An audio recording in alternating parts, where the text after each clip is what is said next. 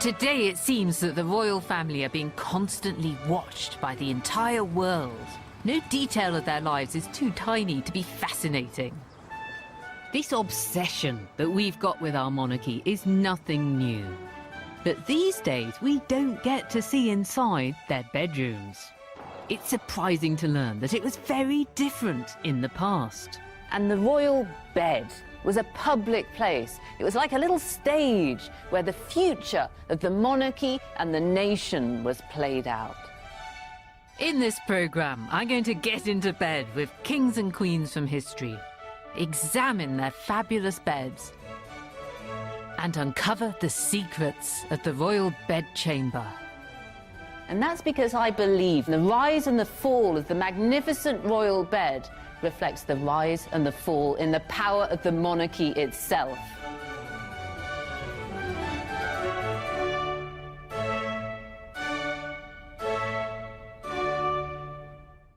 This programme was made possible in part by contributions to your PBS station from viewers like you. Thank you. We get our first glimpse of the importance and grandeur of the royal bed in medieval times. Geoffrey Chaucer of the Canterbury Tales has a lot to say on the subject of the beds of the medieval rich and famous.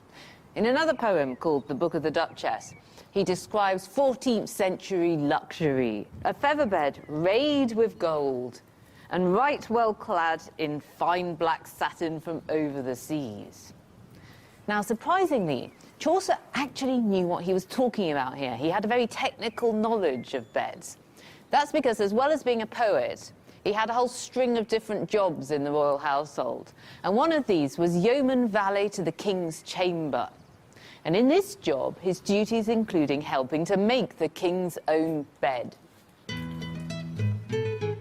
Despite Chaucer's wonderfully vivid description, it's hard to know exactly what a medieval bed was like, because on the whole they don't survive from this period. At the Tower of London, though, my curator colleagues have cunningly used a few scanty clues to reconstruct the bed of one medieval monarch, Edward I, who reigned from 1272 to 1307. Now, this bed to our eyes, it looks a bit sort of gaudy and strange. How do you know that this is what it looked like? Well, we don't know exactly what a 13th century royal bed looked like, so we based it on a variety of different sources, a combination of building accounts, wardrobe accounts. If we look at this rather peculiar picture here... This is a sex scene. Is that a nun?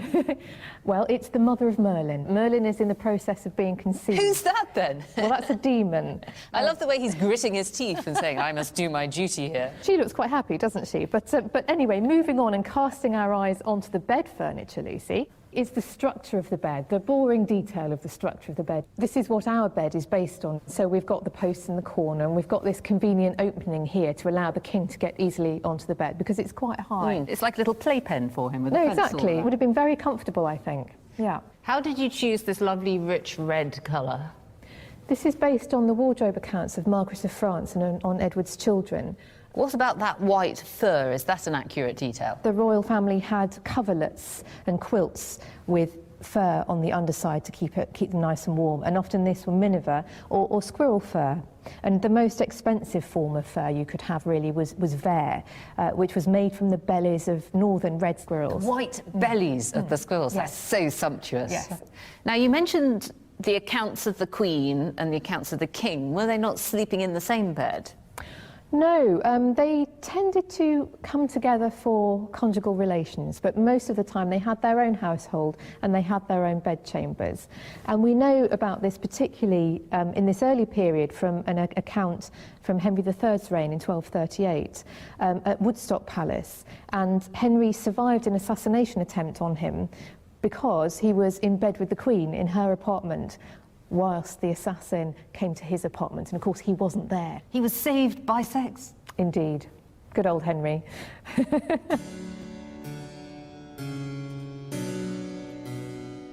You may have wondered why when you see pictures of medieval people in bed, they often look like they're sleeping sitting up. This could be something to do with art, showing the sitter's face more clearly, or iconography. I don't believe that kings actually wore their crowns in bed. But there's another explanation for it. Early beds, until the 17th century, were often strung with ropes, so the mattress was sitting on a construction a bit like a hammock. You can't lie flat in that. You're forced to adopt the position of a banana. And this bed is demountable. It comes apart. And the accounts for medieval beds often include big leather bags to pack them into. And the king would take it with him when he travelled to a new castle. Sleeping in this was a bit like camping. The king's portable beds reflected the mobile lifestyle of medieval monarchs. Kings were constantly on the move. Their beds travelled with them from castle to castle, and setting up the royal bedchambers each time was a huge operation. The king even had a massive warehouse where his bedroom furnishings were stored, ready to be dispatched wherever he needed them. The names of churches in the City of London often give us clues to things that aren't there anymore. And St Andrew by the Wardrobe used to stand next door to the King's wardrobe. Here it is on the map. And the wardrobe wasn't a big piece of furniture. It was this vast complex of buildings here. It's called the Wardrop. It was a big storage facility. The people who worked here were called the Warders of the Robes. And it was their job to look after the king's gowns and his clothes, but also his soft furnishings, including his bedding. Their inventories talk about the king's bolsters and his fustian pillows. All this stuff used to be kept in the Tower of London.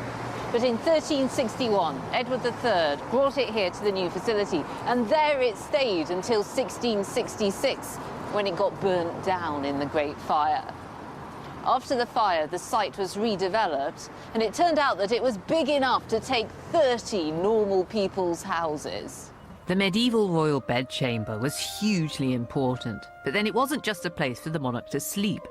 It was also where he conducted the day-to-day business of being king, holding meetings with his courtiers. The most trusted of them, the Lord Chamberlain, was literally the lord of his bedchamber. And he needed to travel around his realm to show himself to his people, maintaining order and discouraging rebellion simply by his presence.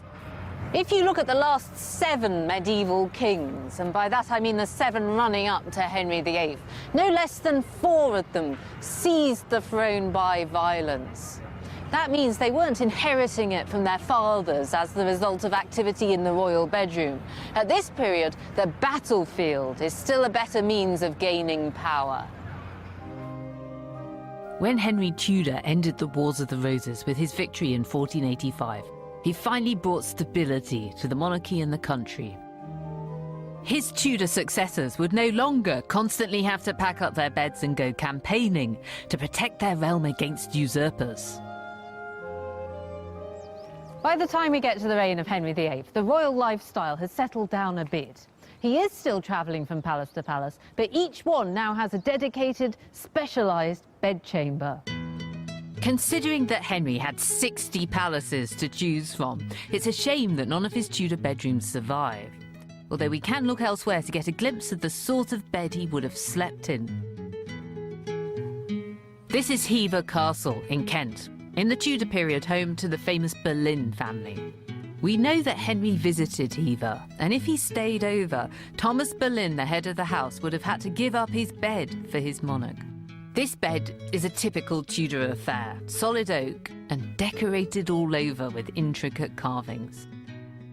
Tudor monarchs slept a little more peacefully than their medieval predecessors, but there were still some disruptions. Even royal beds were infested with fleas. Henry VIII took a little piece of fur to bed with him, so that the bugs would jump onto that instead of sucking his own blue blood. And there were security checks too.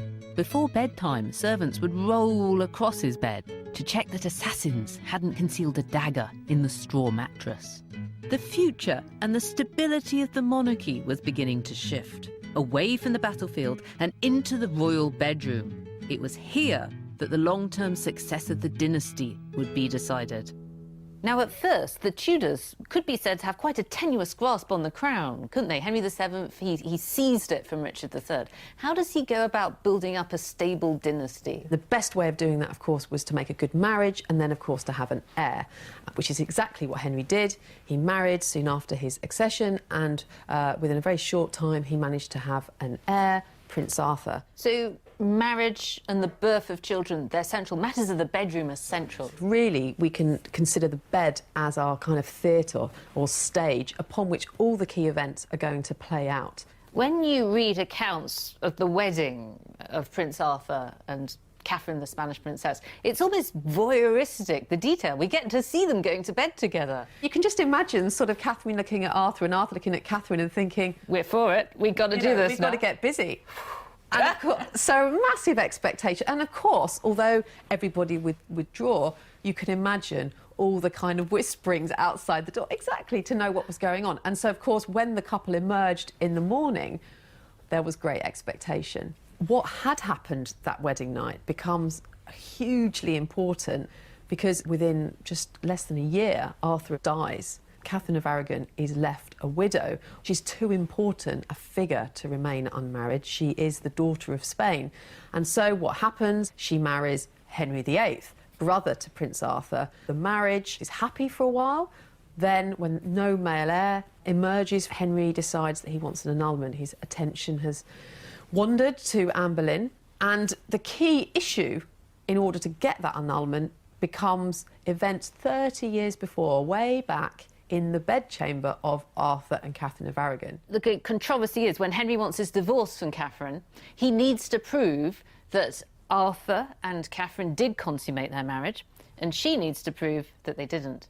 Yes, I mean, he turns to the text of Leviticus, where it says that a man shouldn't lie with his brother's widow, and suddenly says, aha, this is evidence that I should never have married anyway. And so any of those people that were around at the time were called upon to describe what had happened. One of those sources describes how the morning after the wedding, the morning after the night before, when Prince Arthur emerges from the bedchamber, he brags to one of the grooms of the chamber that, you know, bring me a drink for I'm thirsty because I've spent the night in the midst of Spain, which is a hot region. He could have just been showing off, in my opinion. Bawdy adolescence, perhaps, but who's to say? Catherine remains absolutely committed to the line that she never had sex with Prince Arthur. Therefore, it's absolutely fine and above board for her to have married his brother Henry VIII. So it's like a little keyhole detail, isn't it? It's such an intimate thing, and yet it's a matter of international diplomacy. Exactly. The marriage bed, which we sort of see as a private space, is the stage, the sort of great public arena through which these key issues of the Tudor monarchy are played out, really. Catherine of Aragon endured great personal suffering as a result of this investigation into her sex life. But it was also to have extraordinary consequences for the nation as a whole. Gossip from a Tudor bedroom had given Henry the excuse he needed for his divorce, ultimately leading to the break from Rome and the birth of the Church of England. It was clear that a king's performance, or non-performance, in the royal bedroom could now transform the future of the country. The pressure to produce new members of the dynasty became even more intense as the Queen's crown passed to Anne Boleyn. Catching Henry's fancy wasn't enough to ensure Anne's success. She had to produce a male heir. As with Catherine, Anne's fate and the fate of the nation would be decided in the royal bedroom. To make sure that a royal baby, heir to the throne, was healthy and safely delivered, a Tudor queen's pregnancy was closely monitored. So on the 26th of August, 1533, following the announcement that Anne was going to have a baby, she was confined to her bedchamber at Greenwich Palace. The doors were closed, the windows were blocked, fires were lit, and the darkened room was prepared with candles and aromatic oils. Despite the stifling summer heat, Anne would have to spend the next 8 weeks in this stuffy cocoon. Every moment of her pregnancy was witnessed by a gaggle of women selected from the Tudor court. It must have been horrible for Anne to be trapped in what sounds like a really oppressive environment for such a long time, at the height of summer, with all these people watching her. And when the baby was born, it was a disappointment. Everybody had been hoping and praying for a boy to secure the succession, but Anne's baby was a girl. For her, this was a personal tragedy. It was a step on the journey towards her fall and ultimately her execution.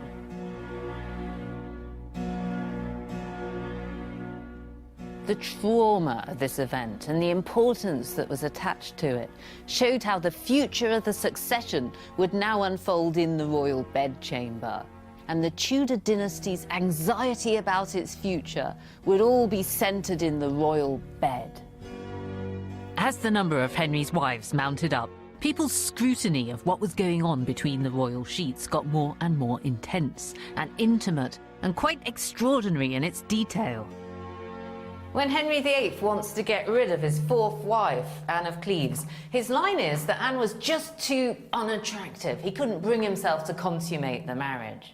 But this was a risky strategy, because people may have said, well, it's Henry's fault. The king is now old, he's becoming impotent. So to counter this, Henry does something quite extraordinary. He has his doctor, Dr. Buzz, make an announcement in the House of Lords that the king has still got it in the bedroom department. Dr. Butts tells the Lords that the king's had duas pollutiones nocturnus insomno. That means 2 nocturnal pollutions, 2 emissions. This is intended to show that the king is still very capable of fathering a child. In the Tudor period, then, inadequacies in the royal bedroom had been instrumental in the divorce and downfall of 4 of Henry's 6 queens. And when none of his children produced heirs of their own, it was the end of the Tudor dynasty. Under their successors, the Stuarts, the royal bedroom would get even more splendid, and the pressure to reproduce got even more intense. After a rather bad patch for the monarchy, the Civil War, Charles I's annus horribilis, and 10 years without any monarch at all, Charles II was unexpectedly restored to the throne. He knew he had to create a stable and a popular dynasty. When he arranged the marriage between his niece and the Dutch Prince William of Orange, he even turned up at their wedding night to egg them on. When the 15-year-old Mary was told that she had to marry this unknown 27-year-old hooked-nosed Dutchman, she cried for 2 days. And their wedding night was quite inauspicious. The young couple were put to bed by the whole court. And then Charles II, who was uncle to both of them, shouted out some helpful words of encouragement.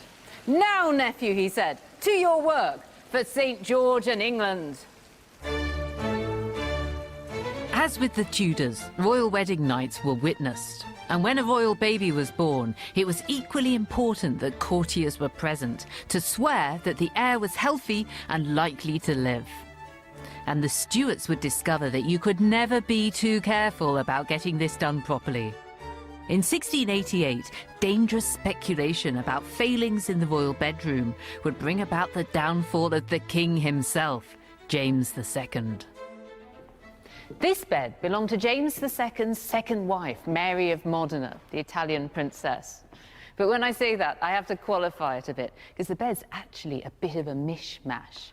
Mary would have slept in it in the late 17th century, but the wooden structure holding up the canopy actually dates from the early 18th. Those are Mary and James's initials on the headboard, but they've been bought from another bed, cut out and slightly randomly plonked here. So it's not the greatest work of art in the world. But the reason that people have looked after it and repaired it and cherished it for centuries is because of what went on here. This was the location of the famous warming pan incident. The warming pan incident began with the announcement from St. James's Palace that Mary of Modena had given birth to a son. Usually, this would have been a cause for national celebration, but James II was extremely unpopular. He was autocratic, he was arrogant, qualities that most of his subjects hoped that they'd seen the last of when they beheaded his father Charles I. But James's biggest problem was that he converted to Catholicism. Large numbers of his subjects weren't keen on returning to the Church of Rome. But now, with the news that James had a Catholic heir, there was a real threat that Catholicism would be back for good. In the eyes of the Protestant establishment, something had to be done. James's Protestant enemies put it about that his baby boy had died. And to cover this up, an imposter baby, a changeling, had been smuggled into the Queen's bed. This became a very elaborate story with all kinds of circumstantial detail. People even produced maps showing the route by which the baby is said to have been smuggled into the palace. This is ever so detailed. He came in here, they said, then he was carried through these rooms, round the corner, along here, through these rooms, and finally along here into the Queen's bedchamber. And how was the baby supposed to have been transported? Well, it was in the 17th century equivalent of a hot water bottle. It's a metal pan, you fill it with hot coals, use it to warm the sheets. And this is the infamous warming pan. As the rumours gained credence, James got more and more furious. Hoping to kill the speculation, he published the results of an official inquiry into exactly who'd been at the birth and what they'd seen. Now, clearly this inquiry was a bit of a farce. There were 40 witnesses to this birth. You can't even fit a baby into one of these things. But it was a good story, and this meant a lot of people believed it. The smear campaign had worked, and within months, James had fled the country. After James II was overthrown, the crown passed jointly to his daughter Mary and to her husband, James's own nephew, William of Orange, both of them strongly Protestant.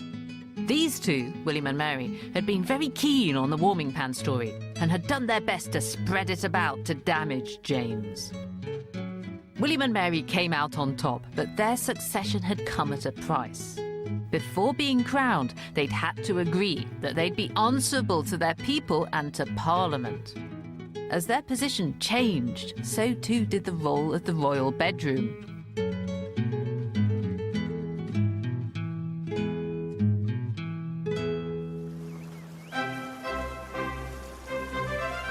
William and Mary made their main base at Hampton Court, totally remodelling the rambling Tudor palace and spending £131,000, about £9.5 million today, on the refurbishments and its new Baroque layout.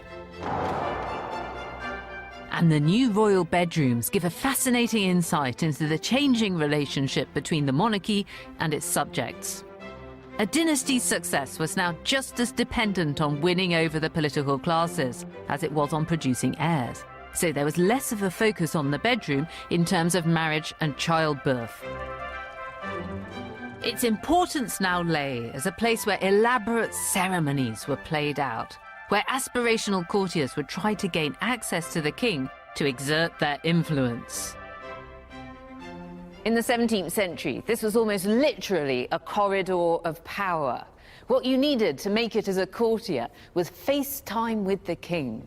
These are his rooms, and they're laid out in a chain that gets increasingly exclusive as you go up it. There are the more public rooms at that end for receiving guests, then the more private rooms that are for eating and for little parties. Now, the more important and influential you were, the more likely you could get up this chain, and the more likely you were to get into the actual presence of the king. The climax to the whole experience is the king's bedchamber. You can tell this is the most important room because of the painted ceiling. The decoration is much fancier than elsewhere. And obviously there's an enormous red velvet bed in it with an explosion of ostrich feathers. It's quite surprising that the king's bedroom was a semi-public space. But those top courtiers, the ones who'd made it, they were allowed in here to watch the ceremony of the king being dressed in the morning, that was called the levee, or undressed at night, the coucher. The king didn't actually sleep in this bed. He nipped next door to a much more comfortable little one. And by the late 17th century, this is a purely ceremonial space. It's a bit weird to think, though, that sometimes it was packed with courtiers looking at the king in his underwear. These rituals may sound extraordinary today, but they really mattered. Although power was beginning to shift to the people, the monarch was still ultimately in charge. To see or to be seen with the king was any ambitious courtier's goal. But it was the people holding backstage passes, the staff responsible for looking after the royal body and bedroom and orchestrating these rituals, who were really at the top of the tree. So what we have here is a list of all the servants who attended the king in his bedchamber. Quite a number of them then, really, ranging from high to low in serried ranks, is that right? Absolutely. And the groom of the stool, or stole, as it's written here, he's the most important. What was his job? Well, the groom of the stole was originally the groom of the stool. So during the Tudor period, the officer that attended the king when he went into his stool closet. His toilet? When he used his closed stool, yes. And did he have the job of wiping the king's bottom then? Probably not, no. Oh, come on. Surely, lost in the mists of medieval time, it was pretty hands-on. It was hands-on, but he would have done things like holding the candle, helping the king with his clothes, and passing him the stool ducats, so the wiping linen. Well, if you're handing the king something to wipe his bottom on, that's still a pretty dirty job. It is, but it wasn't considered to be menial. It was actually a very important and honourable role. That was because you got the chance to be alone with the king, intimate with him, you could ask him a good favour. Yes, it's a key moment where you can ask the king for a promotion, or you can ask for one of your friends to be promoted, or perhaps try and influence some political policy. It's amazing to think that this is the top job at court, and yet it involves the toilet, but everybody wanted it. Absolutely, it really was the most important job at court. What about actual dressing?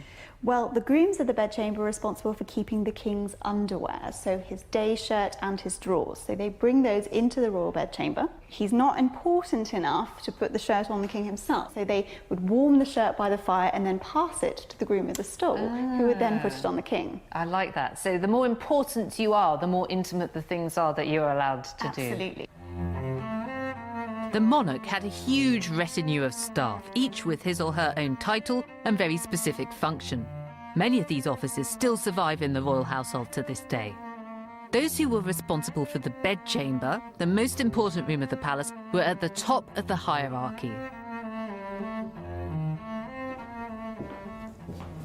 The groom of the stool, or stole, had access to all areas. He had the private key to the king's apartments that he wore on a blue ribbon round his neck as a badge of his office. Where, you might wonder, could William III ever be by himself? Well, there was one place, down here in the king's private apartments. This little room was his private bedchamber. It's got 3 different doors, but on the inside of each of them is a lock with a bolt. So the king could slip these 3 bolts, and he was in the one room of the whole palace where he could be on his own.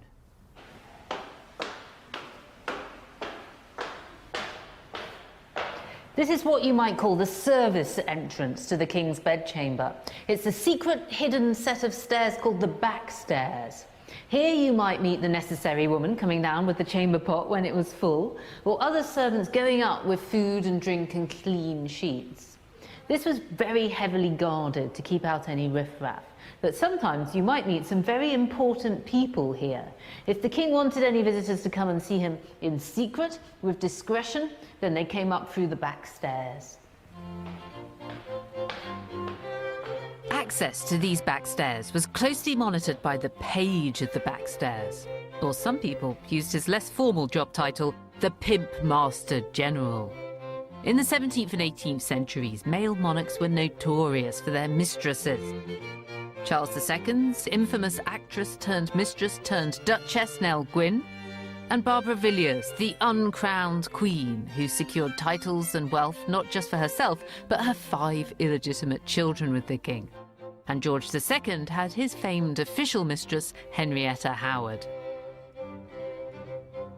Today, if somebody has a mistress, it's almost by definition a secret thing, isn't it? And yet everybody knew who these women were. Absolutely. In the 18th century, it was a very public figure. If you were a royal mistress, it was an official position. And the likes of Henrietta Howard, long-term and indeed long-suffering mistress of George II, she's given a salary, she's given a pension when she retires. It's all very public and out in the open. It's as official a position as any other that you'd find at court. What sort of contemporary accounts are there about Henrietta's behaviour? Henrietta was very popular with certain sections of the court, and her apartments were forever filled with ambitious courtiers, all expecting her to be able to put in a good word on their behalf with the king. Whatever the perception was, how much power did Henrietta really have? I think the truth was Henrietta had very little power. We can't actually trace any action or gift that the king made that was thanks to Henrietta's influence. So I think really she had nothing. She had very, very little. But actually her enemy, Lord Hervey, probably put his finger on it, because he writes quite a lot about this in his memoirs. He says that she was forced to live in the constant subjection of a wife, with all the reproach of a mistress, to flatter and manage a man whom she must see and feel had as little inclination to her person as regard to her advice. That's terrible then. She has to put up with all the tough stuff of being a wife, being bossed around. But at the same time, she doesn't get the fun of being the queen, because she has no real tip-top official position. But actually, it didn't matter, in fact, whether Henrietta had power or not. The idea that she had it was enough to secure her position.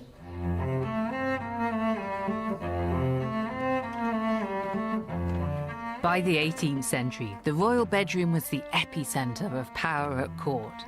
And if you could gain access to it, you were considered to be amongst the chosen few.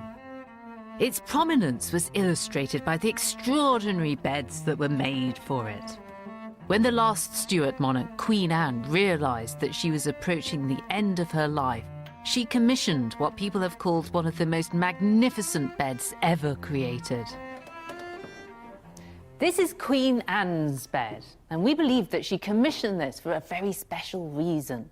We believe that she intended to die in it. Unfortunately, she left things a bit late, and she actually died before the bed was finished. But if you think about a bed fit for a queen, this has to be what comes to mind. It's so tall, it's so brightly coloured, it's so rich. And Anne's successors valued it ever so highly. 100 years later, George III called this the most splendid bed in the universe. Anne's bed reflects the height of Baroque furnishing fashions. The fabric alone cost about £78,000 in today's money. Even the parts of the bed that you're not supposed to see are incredibly sumptuous. Here are the 5 mattresses. And look at this, they go from rough to smooth. They get increasingly silky as you approach the proximity of the monarch's flesh. When Queen Anne commissioned her deathbed in 1714, it didn't just express her personal taste, it was a political statement. Traditionally, luxurious fabrics like this would have been created on the continent. But now, with Britain at war with France, this bed had to feature the best of British. Today, Gainsborough Silks in Suffolk is one of the oldest silk weaving firms in the country, and the only one to hold a royal warrant. We've got fabrics from dating back as early as the 15th century right through to 20th century. We've got one for Buckingham Palace here. Well, they've kept you quite busy, haven't they? Absolutely. It doesn't say where they're going. No, we're always quite private about that side of things. Well, some things might be strictly hush-hush, but Gainsborough's swanky silks still show just how much money and effort must have gone into a bed like Anne's. How many metres can the machine produce in one day? On a good day here, we'll do between 8 and 10 metres of fabric. Oh, that's not much. Yeah, no, not really, not by modern standards. If a weaver from 1714 were to come here, how much of the setup would he recognise? They probably recognise the majority of the setup, basically. Weaving's been the same for centuries. Obviously some more modern innovations, for example, with the power, but apart from that, it's all pretty much familiar. Now, what's the name of the beautiful pattern that Lee's weaving here? This is one of our designs, Bologna, which is an early 18th century design. It's very similar to the damask woven for Queen Anne's bedchamber at Hampton Court, isn't it? Absolutely. We know from the accounts that she needed 300 metres worth of silk. That's an incredible amount of fabric for a hand weaver at the time to be doing. They may do a couple of metres a day, so you're probably looking at about a year's work. A year's work? Yeah, wow. Yeah. That cost her nearly £400, which in today's money is £78,000. Has that got more expensive? Wow. Probably slightly less than that, but not very much. Less? I think we'd probably be... It's a bargain at this place. Between £50,000 and £60,000 of fabric. For 300 metres? Yeah, yeah. That's still quite a lot of money. It's still a lot of money. With an affluent and growing middling class in the 17th and 18th centuries, it wasn't only kings and queens who desired the conspicuous consumption involved in a royal bed. The lust for luxury began to filter down from the palace to the people. Samuel Pepys's diaries are the most intimate of the 17th century, and in them he takes this childish glee in the things that he owns, including his 2 goose-down mattresses for his bed. And when he gets a second bed, it's even better. This is what he has to say. "Mighty proud I am, and ought to be thankful to God Almighty that I'm able to have a spare bed for my friends." In the 17th century, beds were something that everybody wanted to be able to boast about. Samuel Pepys was the official secretary to the Admiralty, and in his work he sometimes rubbed shoulders with royalty. But he wasn't grand enough ever to expect a king or queen to visit his house. For those a bit higher up the social ladder, though, the idea of owning a bed fit for a king or queen could be a realistic ambition. Some courtiers weren't content with gaining entrance to the monarch's bedroom at the levee. Even better than that was to have the king or queen come to visit you in your own home.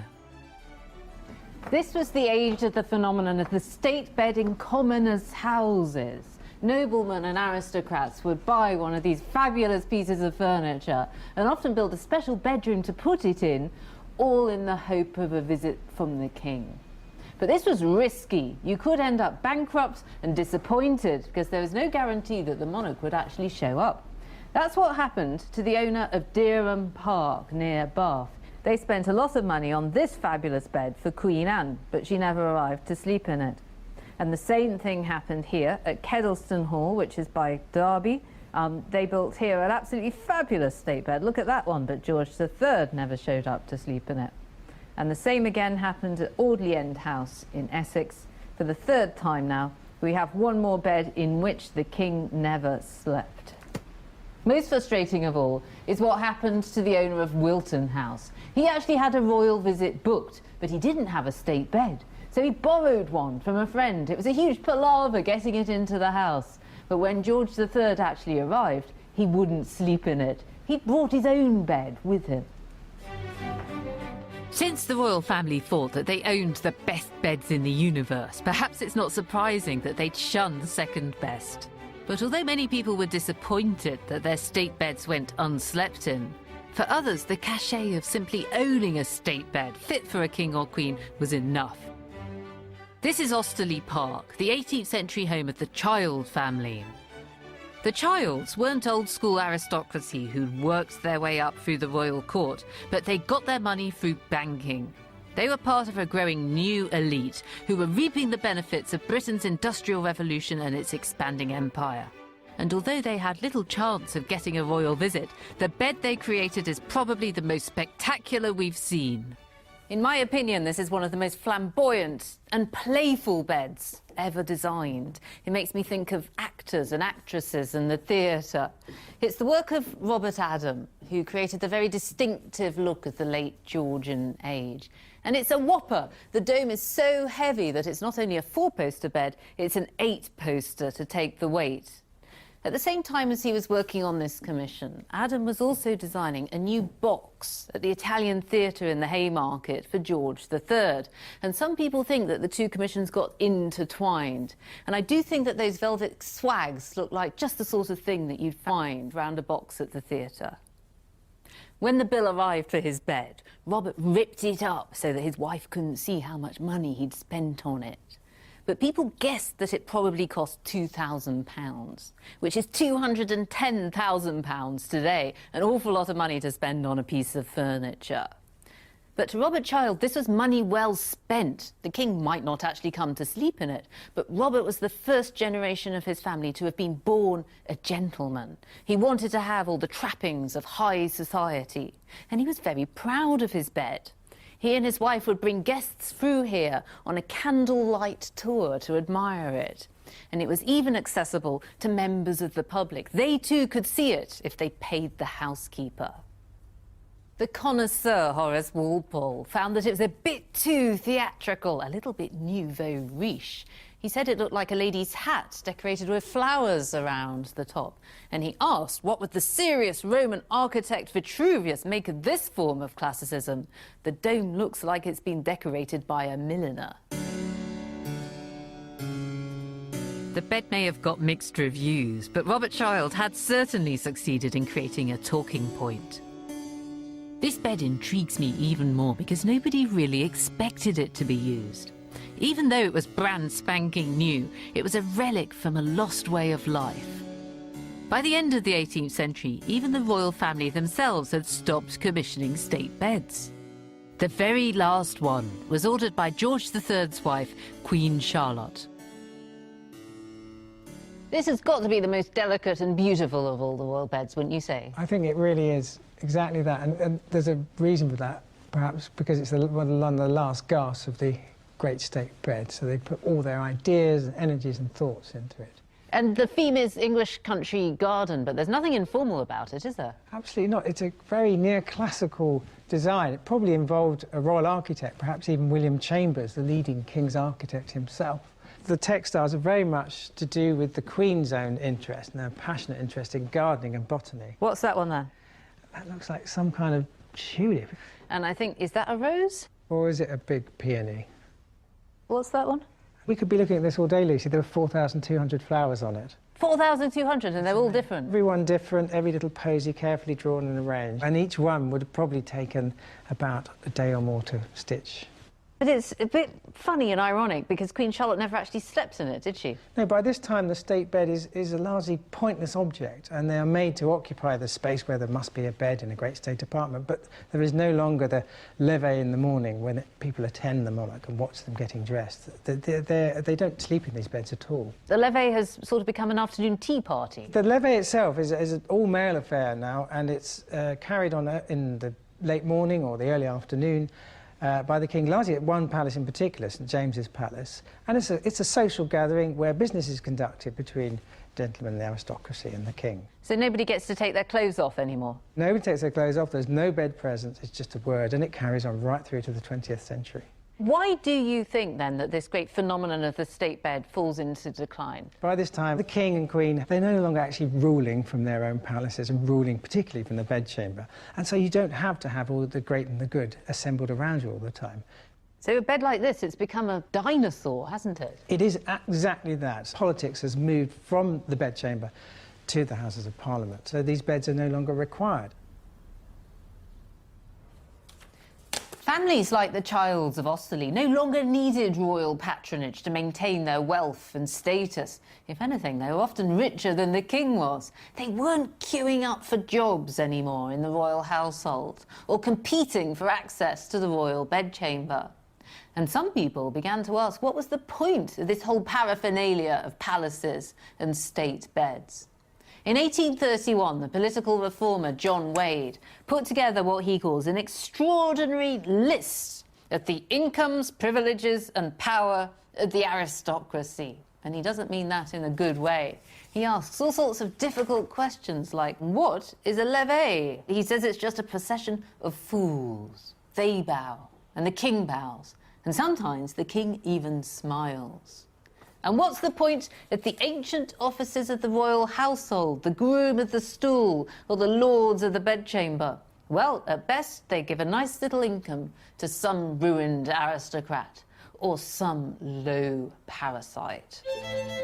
By the 19th century, the monarch had become little more than a national figurehead. The court was no longer a certain route to financial success. Political power now lay squarely with Parliament and the Prime Minister.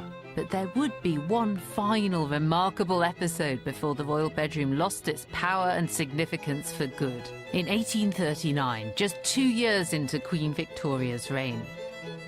The parliamentary archives tell the story of the greatest upset in the royal bedchamber since the warming pan incident 250 years before. In 1839, Victoria was still a young and inexperienced and unmarried queen. She relied a lot on her Prime Minister, Lord Melbourne, the Whig. But he fell from power. Victoria was very upset. What was supposed to happen is that Melbourne's rival Robert Peel, the Tory, should have formed a government. But he refused unless a certain condition was met. He said, I won't do it unless Victoria sacks her ladies of the bedchamber. Now, what was Peel's problem? Lots of Victoria's ladies were Whigs. And he was worried that these people who were intimate with the Queen would be rude about the Tories. He wanted them replacing with people from his own party. But Victoria refused. These people were her friends. She didn't want to be surrounded by some strange Tory ladies. There was a standoff. Now, you might think that this sounds like a ridiculous storm in a teacup, but actually it's a constitutional crisis. There is no Prime Minister. It all comes out in the House of Commons. Here we have it in ministerial explanations. And Peel has to defend himself. He has to give a blow-by-blow account of the whole debate. Here he says he's been to see her last Thursday and verbal communications took place on this subject. And then she writes to him saying, no, I won't sack my ladies. That would be repugnant to my feelings. Eventually, Victoria has to back down. She has to accept that she's now the servant of her people. She can no longer have powerful political friends in her bedchamber. Under Queen Victoria, matters of state would no longer unfold in her or in anybody else's bedroom. When her favourite Prime Minister, Benjamin Disraeli, came to office and bought Hughenden Manor, owning a big house was a prerequisite of his job. But although he was the most powerful man in the country, his bedroom was rather a low-key affair. Hughenden did have a state bedroom, but it was just a hangover from when the house was built 100 years earlier. So when Disraeli was here, this top floor was really his servants' quarters, but we do know he had a smoking room up here as well. He famously called tobacco the tomb of love. The tomb of love. That's brilliant. I did enjoy going past that no admittance sign. That's quite a good thing to do. So how is this curious room a state bedroom? How does it work? Well, this was the size of the state bedroom, and it feels very squat.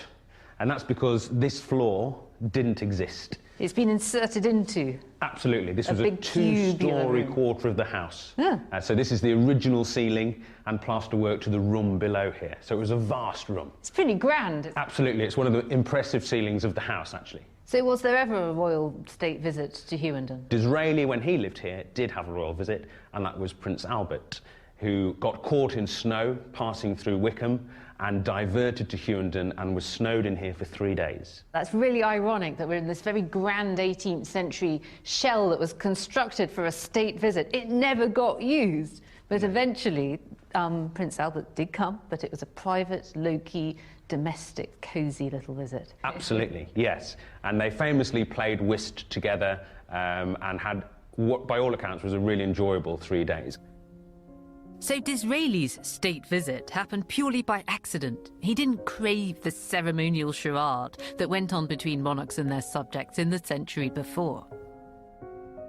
Although Victoria and Albert may have had little choice in the removal of politics from their bedchamber, the removal of publicity was no great loss. It actually suited their sensibilities. So, Helen, from Queen Victoria's diaries, we sometimes get a glimpse into what actually happened in her bedroom with Albert, but generally people at the time wouldn't have had a clue, would they? No, all of that was strictly off limits. The private life was private, but the image that was projected for public consumption was, of course, this one of the happy family round the Christmas tree at Windsor. This is almost middle class, but like any middle class Victorian person, we're not going to let you into our bedroom. Absolutely not. That was their own very, very private sphere. But there's enough to show that Victoria was a very lusty woman, enjoyed the physicality of her relationship with Albert. The sex life was certainly driven by Victoria's very strong sexual appetites. When Victoria became pregnant, was this announced to the public? Oh, absolutely not. Nothing was said virtually until she'd had the baby. There's this polite announcement, as you get in most of the press, about the accouchement of the Queen. The Queen became unwell. So it says here, the Queen was brought to bed on Tuesday after an indisposition of a few hours' duration. They usually say that. Just she an became indisposition. Ill. Yes. It was all over in a trice, really. Yeah. The Queen herself found pregnancy actually unpleasant, ugly, uncomfortable, very animalistic. She didn't like the process of being pregnant. For example, in this letter, she talks about how she hated seeing ladies going out in public when they were heavily pregnant. And she used the word enceinte, the French word for pregnant, and it's another euphemism that was used. She thought it was absolutely appalling. She said it was quite disgusting. It is more like a rabbit or guinea pig than anything else, and really it is not very nice. That's brilliant. She found the whole process extremely ugly. I feel like a cow or a dog at such moments. I often feel shocked at the confidences of other married ladies. They are very indelicate about these things. Victoria just believed that matters of the body should be kept private, especially childbirth and what went on in bed. You can see this preference by comparing her favourite palace, Osborne House on the Isle of Wight, to other royal residences. Osborne is private. It's a holiday retreat on an island. And its bedchamber was somewhere that Victoria could escape and enjoy time alone with her husband. This bed is an incredibly personal and intimate piece of furniture. Her bed was of great importance to Queen Victoria, but in her private roles as a wife and a mother, and they're both commemorated here. Down at this end, she's put up a little plaque which marks the date of the first night that she spent here with her beloved husband, Albert. And the date of the last night, too, because clearly he died many years before she did. This isn't spelt out in the plaque, it's just the dates. It's intended to be read only by Victoria. And at this end of the bed, this plaque commemorates her death in this bed in 1901. And this is a family thing. It was put up by her daughter-in-law. It's not for public consumption. And it reads, "In loving memory from her sorrowing children, grandchildren, and great-grandchildren, to their ever-beloved mother."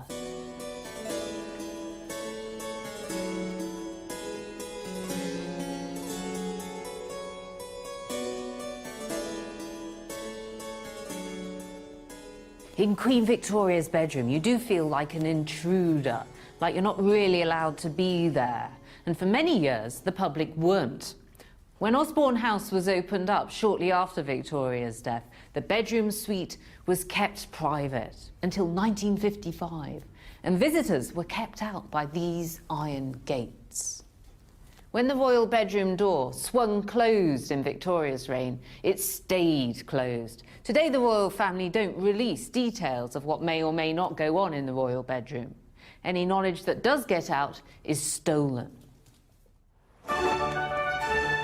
As the power of the monarchy has waned over the centuries, the royal bedchamber has also faded out of public sight. When medieval kings moved around their realm, their mobile bedchamber was the key to their administration. Under the Tudors and the Stuarts, it was essential to the success of a royal dynasty. And throughout the 18th century, it became more of a ceremonial space, where aspiring courtiers could still gain influence and status. But ever since Queen Victoria, the bedroom has become a totally private domain. The royal bedchamber may have lost its political significance, but we're still just as fascinated as we ever were about what goes on inside it. And that's because the story of the royal family